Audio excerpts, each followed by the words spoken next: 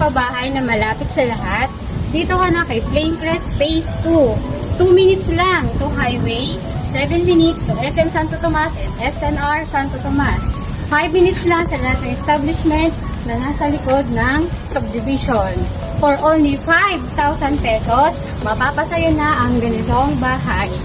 For as low as 8,100 pesos equity for 24 months and 9,200 pesos for 30 years to pay.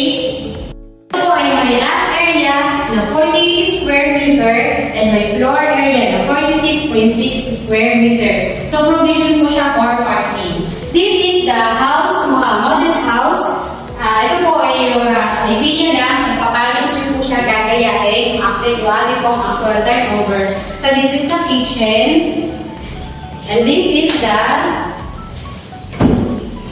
laundry area. Laundry area po ito na pwede nyo po siyang pabakuran. And ito po ang ating CR. Yan. Tapos dito po sa ating second floor. So makikita niyo po yung bakal na ang ating hagdan kasi ito po yung sa ating anay. Yan. Provision for 3 bedroom. So ito po ay nakadesign na siya for 2 bedroom.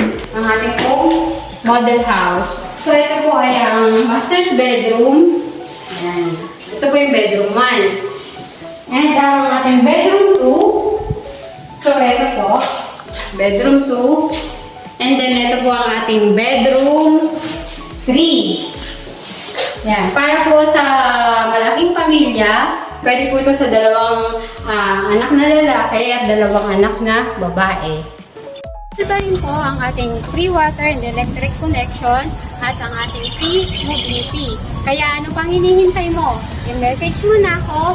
Tara, mag-tripping na.